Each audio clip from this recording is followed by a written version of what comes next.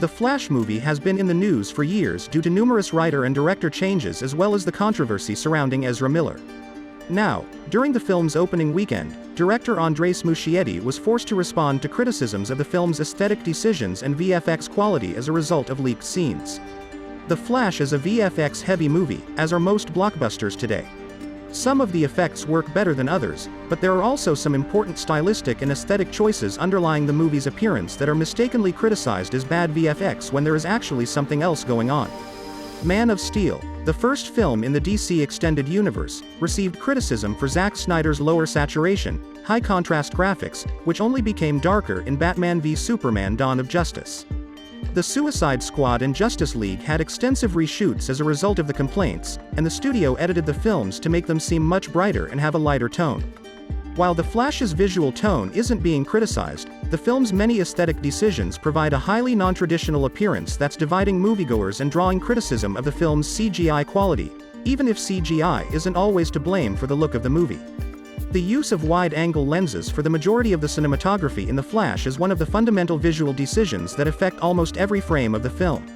There are exceptions on both extremes of the focal length range, but most movies employ lenses with focal lengths that fall between 35mm and 70mm. A shot will be more zoomed in with a longer focal length lens, producing a smaller field of view, whereas a shot with a shorter focal length will have a broader field of view. Below 35mm, the field of vision enlarges to the point that it starts to distort the image, giving it a bubbly fish-eye appearance. The Red Raptor camera's ultra-wide sensor and the lenses used for the Flash produced focal lengths comparable to 8mm, giving the film a very distinctive appearance in which things in the center of the frame are disproportionately huge and diminish substantially as they get closer to the edge. This is a striking artistic choice akin to the blurry appearance Zack Snyder created in Army of the Dead by employing a 50mm lens with a very short depth of focus. Critics and viewers have differing opinions on this particular style, as is to be expected with any unconventional aesthetic choice, but many who are unaware of the inspiration for the design mistakenly attribute the image to bad CGI or VFX. The bubbly wide-angle aesthetic is at the core of the style's criticism, even if the appearance naturally affects the CGI because the VFX are made to fit the look generated by the lens. This is especially noticeable when two different versions of Ezra Miller's Barry Allen are conversing on screen due to the face swap technology that is employed for a significant portion of the film. One character's head will always be larger than the other since that character will always be closer to the center of the screen, which some viewers may mistake for the notorious floating head effect that appeared in the later MCU films with Iron Man. This aesthetic isn't as natural looking as a 35mm to 70mm lens even without any VFX, but since the viewer is aware that VFX is being used, it's simple to explain why something doesn't look real. This causes some quick conclusions that the look of scenes where items appear stretched or warped is the product of poor work in the VFX department, whereas in reality it may be high-quality VFX work to match the natural warping generated by the lens choice. It goes without saying that this style decision might not appeal to everyone, but it's vital to remember that it is just that, a style choice. The Flash is really brighter and more colorful than the MCU in many areas, especially in sequences with exceptionally blue sky.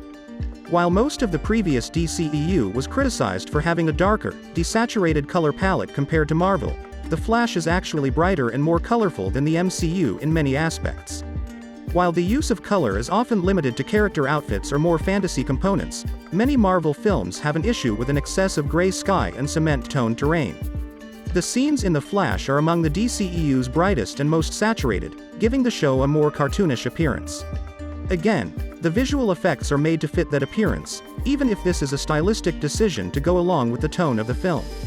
The Flash has a distinct tone more consistent with Barry Allen's portrayal in Zack Snyder's Justice League, where he's doing things like eating hot dogs in slow motion, which is inherently a much more cartoonish feel than anything in something like Man of Steel or Batman v Superman.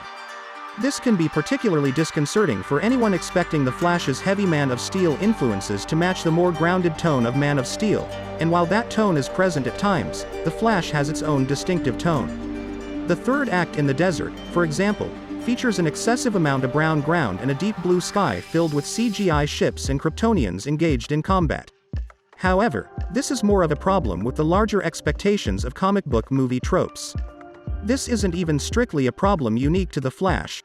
Third acts set in darker locations that attempt to avoid this type of CGI excess are equally criticized.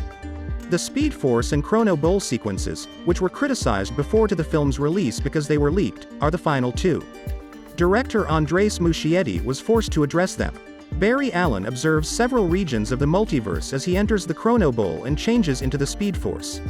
When he first enters the Chrono Bowl, it alternately shows scenes of him with his family and other movie events, but later in the third act, it shows scenes from various DC universes, including snippets from Nick Cage's cancelled Superman Lives film, Christopher Reeve's Superman, Helen Slater's Supergirl, and more. Since the first Chrono Bowl scene features characters from the actual movie in this way, and the full Chrono Bowl scene in the third act includes stylized versions of actual live-action footage, such as a shirtless Henry Cavill from the Justice League vs. Superman scene in Justice League, the scenes feature stylized CGI versions of the characters, which is obvious in the context of the movie. However, since the leaks of some of the cameos were initially leaked out of CGI, Muschietti had to say that we are in the perspective of the Flash in order to explain why the scenes appear that way. Light and texture distortion permeates everything. If anything seems a bit off to you, it was intentionally designed to seem that way. Not just The Flash but several DCEU films have done this. In a similar scene from Cyborg's point of view in Zack Snyder's Justice League, the financial system is depicted digitally. This scene has the potential to be misconstrued as bad CGI when it isn't, because it doesn't take place in the same universe as the rest of the film. Of course, this doesn't eliminate all of the critiques of the Flash's appearance. The sheer volume of VFX work makes it practically impossible for any film to appear in theaters with flawless VFX and CGI, just like with every VFX-heavy blockbuster. This is especially true given how overworked and underpaid most VFX firms are. But a number of unusual stylistic choices made with the Flash, such as the wide-angle lenses, the color palette, and the stylized Speed Force scenes, are leading to some unfair criticism of the caliber of the VFX artist's work when the real issue is a divisive visual aesthetic. This is all for now. See you soon.